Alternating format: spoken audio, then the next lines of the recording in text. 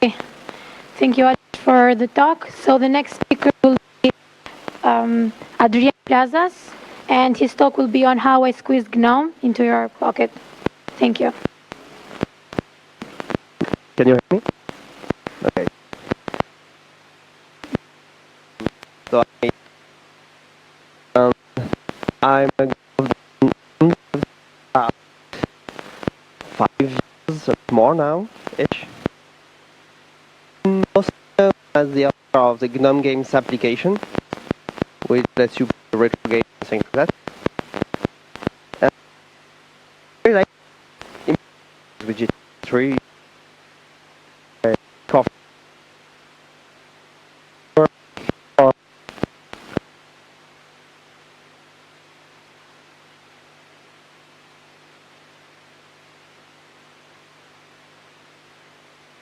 So I told you I did this gaming application, and I wanted a gaming console or hell, and I saw this device as actually a PC with some and right for a nerd like me who likes gaming and ping apps. So I bought one when I was at the time I was working at SUSE. I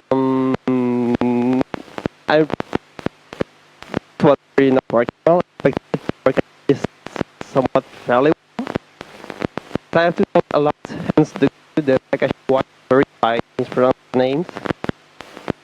Because I worked to make it Linux work on it. But on the other hand, it worked. This a laptop. It has you can have one has a mouse pointer. It has a keyboard, so it's usable. It even has touch. You can tell that it's for proper laptops and not for screen like this. For example, when you use one times scale applications were a bit too small. It was a bit hard, and at two really just it. It's like it was working. I really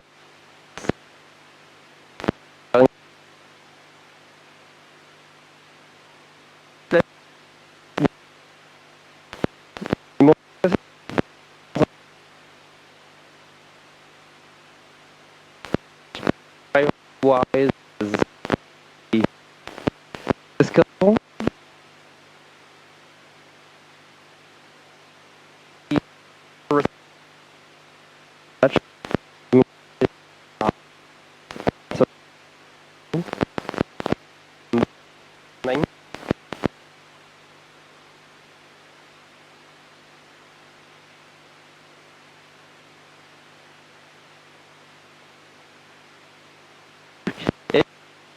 I'm already playing.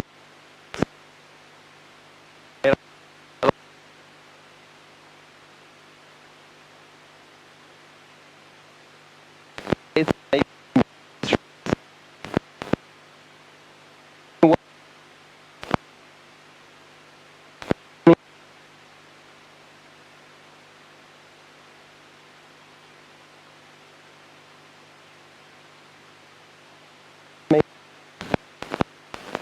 the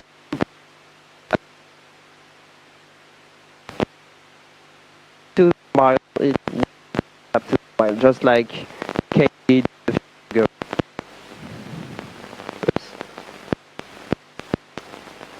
So there was this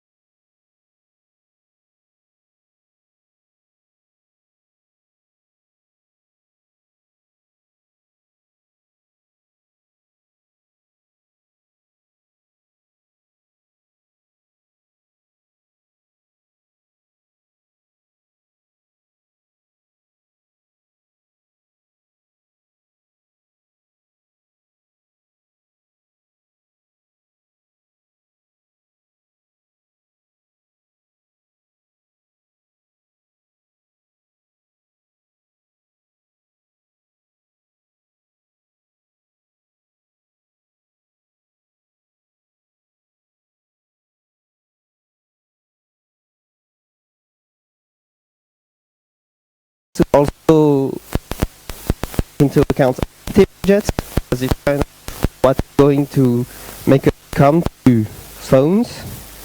So I try to prototype the same widgets that there is in Telegram to have the same behavior, and as you things completed in components, validation things. So I was not sure how to name that widget because it has to be a good name. There was responsive box, which is not great because it doesn't help. Stackable box because it's at the time stack and box, but we settled on Leaflet for that widget, and here is a prototype in GNOME contacts. As you can see, there are some graphical glitches. It was really early at the time, but it kind of does the job. We made it work also on some development board we had at the time. I think it's Guido who made it work. So it kind of worked. And I tried to go further away by taking a larger application like Geary and see how it would work with 3 panels. So in that case, there is one leaflet containing the 2 left panels and leaflets containing the left leaflet and the right panel, which allows to achieve that effect. And you can see it's convenient also for the desktop. Adaptiveness is not just to take desktop applications and making them mobile. It's convenient for the desktop itself, especially when you take tiling into account. And that led us to 19 months ago, second quarter of 2018, and Tobias Bernard, who joined us, I think at about around that time maybe,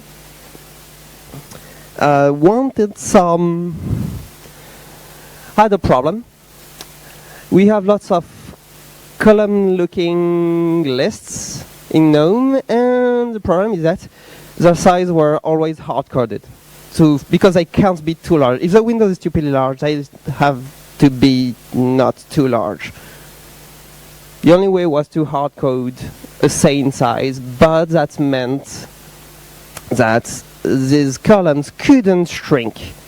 And that's not what we want, obviously, because we want things to be adaptive and to adapt to smaller sizes. So we developed this widget, which kind of gives a maximum size to whatever you put in it. It's a simple bin, so you can put any widget in it.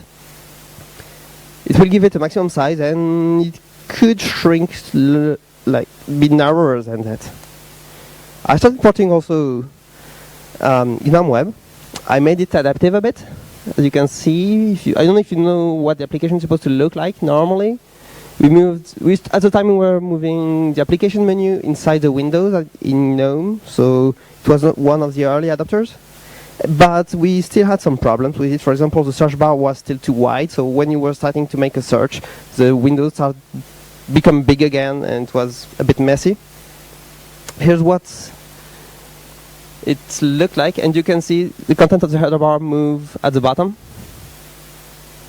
So there is no special widget, it's really custom, but for this application it's likely the best. So here is on some tablets. Ooh, it's slow. Okay, video doesn't work really well, but it adapts. It's like in desktop mode in some way when it's horizontal, and when it's vertical it's in mobile mode. And we wanted to have a list of pages of tabs in a popover. It was still a prototype at this time, and after all that, 16 months ago, summer of last year, we found some bug when animating the title bars and the header bars. As you can see maybe some black.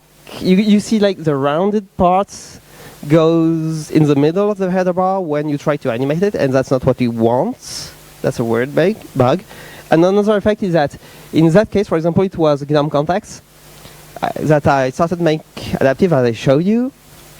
And thing is, when we use a leaflet, so it's like, It has multiple header bars, one for the left side, which contains all the contacts, and on the right side, there is another header bar for the specific contact you're viewing.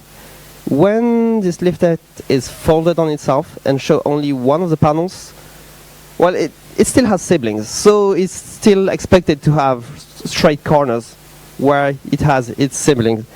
It was a weird corner case, and we had to find a workaround for this one. So what we did was to modify the GTK theme to make header bars, which contains header bars themselves, to not draw the background, but instead also have a widget which does nothing, which just contains a widget and pretends to be a header bar itself. It was a bit tricky, but it works. I mean, it's dirty, but not too dirty. Well, lots of workarounds. It's still the early days. You also needed to have close buttons wherever we are in the application. For example, here there is only one, but then you can see there is one on each header bar. If you go in arrow mode, in mobile mode, Canada, lots of things to prototype. There were lots of glitches and graphical glitches still because, well, code is hard. But this got fixed. I prefer just don't fear these bugs. They are disappeared since quite some time already. I started working also on porting some applications, more applications like the settings application started to make the Wi-Fi and the Bluetooth panel adaptive so that they can be narrower and work better, so that ultimately, little by little, the settings application could be ported. You will have more pictures later. And that led us to last autumn, 30 months ago. We found a problem with search bars too, where problem is when we want the search bar to adapt to be large enough, the search entry to be large enough on desktop so that they can look good, but on the mobiles I had to shrink again. And somehow it didn't work. And the problem ended up being that the GTK search bar in GTK 3 forces its entry, its widget contained to only take its minimum size. So if we put a column in itself, it always had its minimum size. So if we put anything in it, it was not able to adapt basically.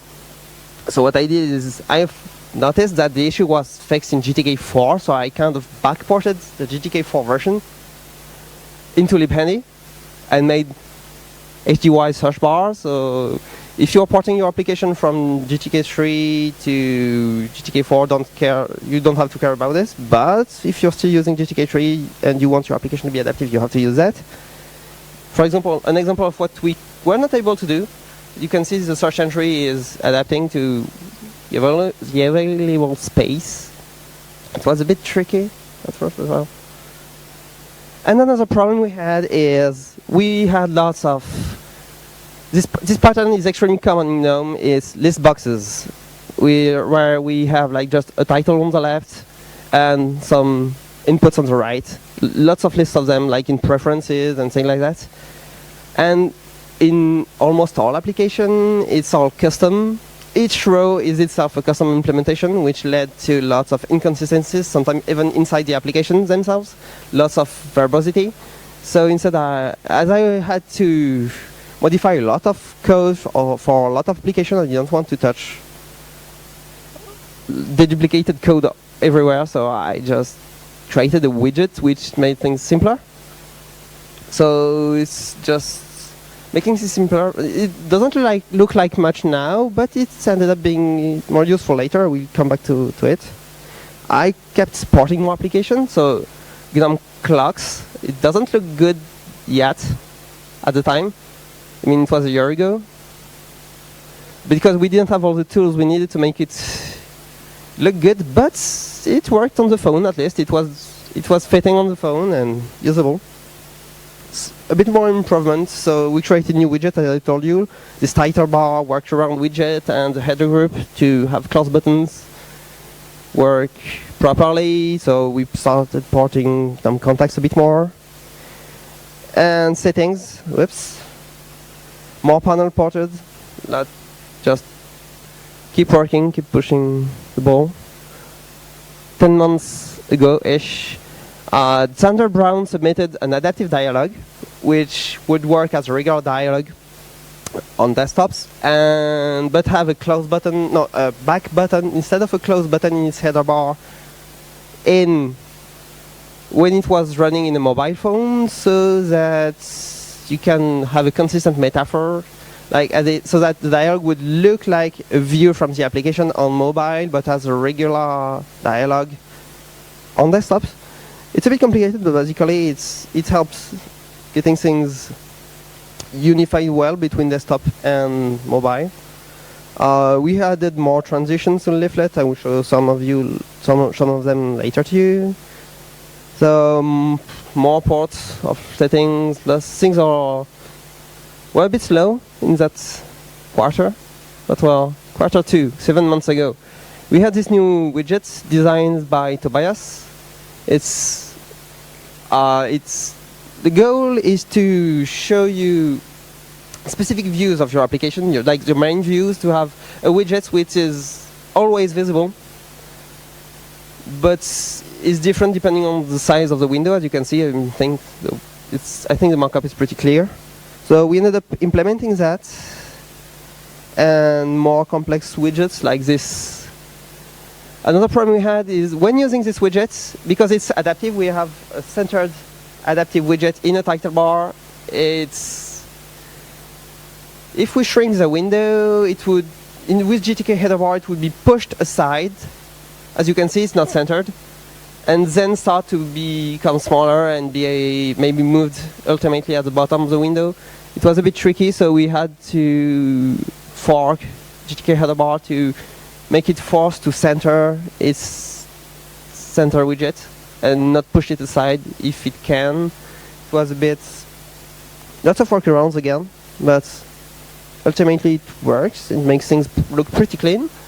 And I ended up developing a preferences window also to make things simpler, an adaptive preferences window, so that not all applications would have to re-implement that themselves. So I got lots of inspiration from the GTK shortcuts window API, if you know it.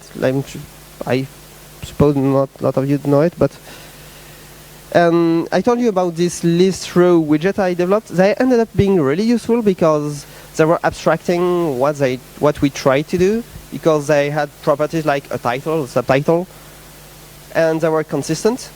And that really became useful because that allowed me to define a model where you have like this preferences window, which itself contains pages, pages contain group, preferences contain rows, and rows have titles.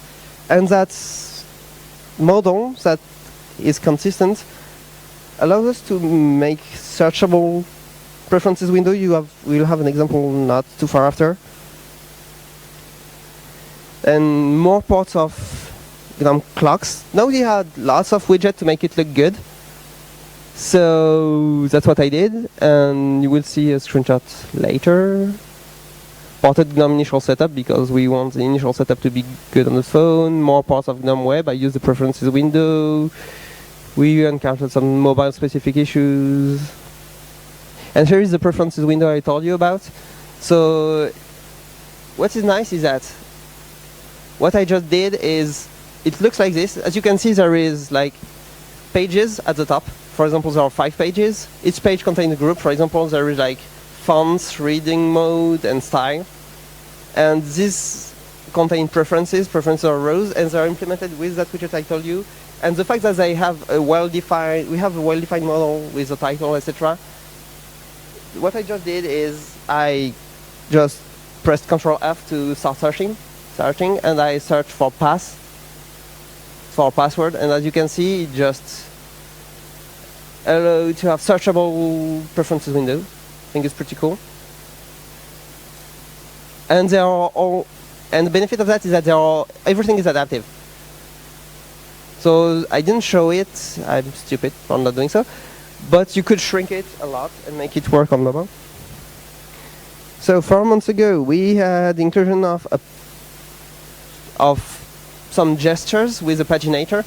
So you can swipe with your finger and We'll always go to the previous and the next widget. We want to have more gestures. We are working on it. Well, it's Alexander Mikhailenko who is working on it and kindly contributing. Perhaps to work on the phone, unfortunately, we had to fork GTK itself too. Well, not exactly to fork it, but to apply patches. Like, for example, the file chooser dialog is way too large, so we had to tweak it to make it work on phones. Message dialogs, if you know what they have buttons side by side, making them really large. It's not great on phones, so we made them vertical, and we just did lots of tweaks like this for GTK to work well on phones without contributing to the upstream code base, which is a bit frozen, kinda. Ported GNOME help, GNOME software, which was quite a piece to port. GNOME usage. GNOME Web became fully ported at the time. And for website to work well, we find a weird workaround, which is to make it pretend it's an iPhone. Somehow it works. I mean, for YouTube, that's the only workaround I found to have the proper mobile website. We tweaked also the web certificates library, viewer library, so that you could see your website certificate if you ever want to, but why would you? And that led us to just like last month, we had more improvements on the leaflet. So Alexander Mikhailenko again contributed lots of swipe related improvements. He's making the leaflet swipeable, so that's all this. Stop quickly. Well, he's making everything amazing. And we had more transition with nice looking shadows, and I can finally show you. So you can see we have nice shadows now on the leaflets, and with an under transition. That's what was called an under transition. So yeah, it's far from the bigger things we had at the beginning. I made purposefully the animation slow so that it's visible, but yeah, I think it looks good nowadays. And that led us to having lots of GNOME adaptive apps, actually. I'm really surprised by the amount we have. I mean, for example, we have like the GNOME 2048 game is working on phones. It has been ported by its maintainer, I think. We have the calls applications that we developed in-house to make phone calls, and the chat applications that we also developed in-house, which is for SMS and OMEMO secure XMPP chat. GNOME Chess has been ported too. Someone contributed it to GNOME Chess. It's all of that is upstream. GNOME Clocks, that's my downstream fork, which is for mobiles, and I think it looks good nowadays. I mean, we are far from the thing which I showed you earlier. GNOME Contacts has been ported. There is this drawing app which has been designed from the ground up to work on the Librem 5 by someone from the community, the GNOME community. This, again, a new GNOME application which has been designed with mobile in mind, and it's a feed, RSS feed reader Fractal. So the GNOME Matrix client has been ported to be adaptive and work on the phone. All of these are screenshots from my dev kit. If you want to play with the dev kit, just come see me and I will let you play with it. Fragments, we have even a torrent client if you ever want to download torrents on your phone. GNOME Games, which actually right now doesn't run games, it crashes because GR shenanigans I don't understand. But the UI works at least. We have the Lollypop music player, which currently pops out of the screen. I think it's not much to fix, but it kind of works. We have password safe, which lets you save lots of all your passwords in a safe way.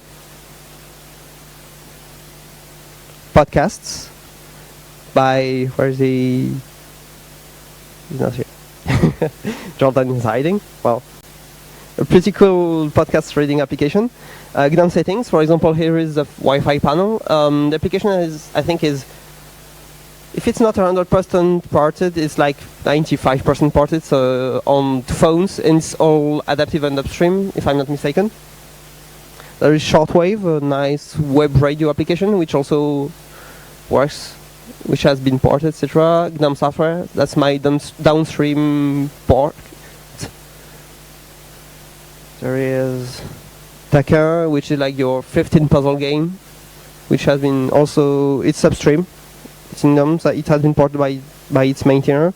We even have like a terminal which has been developed by Sander Brown, specifically for the phone. It has a pretty nice feature, which is that its header bar turns red if you're running a sudo application, a sudo command line. GNOME usage that I ported, GNOME web. And we have a lot more of applications, but I was too lazy to make more screenshots. So we have like a book, an EPUB reader for Liate or for Liate, I don't know how it's pronounced, aggregator to read how is it called already, this website? Hacker what? Yeah, Hacker News. We have a Read It Later, which is a work in progress application for Wallabag. Wallet, which lets you save PDFs and tickets and things like that. Text editor is gedit. We have Teleport, developed by Julian, who may be around, I don't know. Which is basically SCP, but graphical. So it's really convenient if you want to share files between your laptop and your phone, or between two laptops or whatever. The Reversey application, the Reversey game of GNOME, which is currently called Diagno, but is being renowned to GNOME Reversey because I don't know. It has been ported. We have Authenticator, I'm not even sure what it does. Animatch is a pretty cool game which has been developed by someone from the Puritan community. And to loop the loop, Telegram, the application which kind of inspired most of that. Turns out it works well on the phone. It's not a GNOME app, but I found it pretty cool that it works almost well. I mean, you can see it's a bit cropped on the right, but it's really not much. And that's all for me.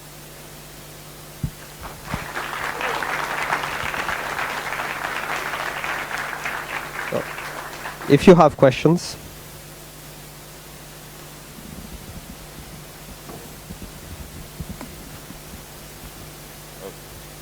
I've been told to be nice, but my question is, did you consider using Plasma Mobile and the Kirigami apps? I personally didn't because I'm a GNOME dev.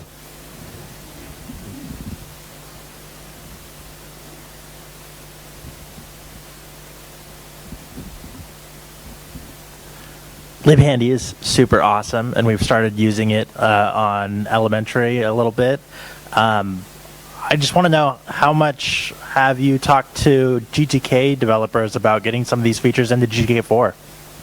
About what you said? Sorry? Getting these features into GTK4. Oh, quite a lot. The only problem is time. Like the time I have to actually work on it.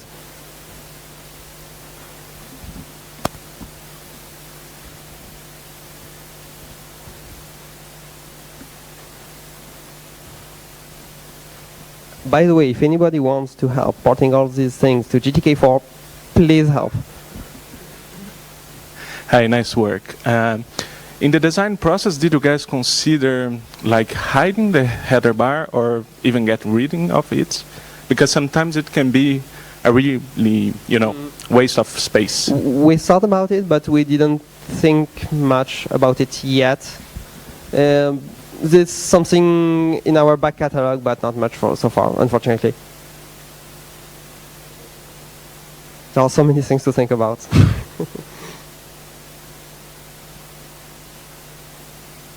Well, thank you.